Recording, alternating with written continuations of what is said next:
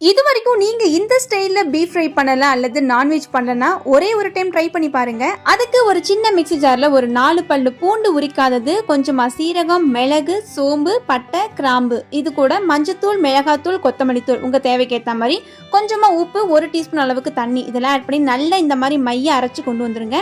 இப்போ இங்க ஒரு அடுப்புல ஒரு குக்கர் வச்சுக்கலாம். கொஞ்சமா எண்ணெய் ஊத்தி நம்ம கழுவி வச்சிருக்க பீஃப் எல்லாமே இதுல ஆட் பண்ணிக்கலாம். 2 மினிட்ஸ்க்கு அப்புறம் நம்ம அரைச்சு வச்சிருக்க மசாலால 1 டீஸ்பூன் மட்டும் இதுல ஆட் பண்ணி ஒரு அரை கப் அளவுக்கு தண்ணி ஊற்றி ஒரு 4-5 விசில் விட்டு நல்லா வேக வச்சு எடுத்து வச்சுக்கலாம்.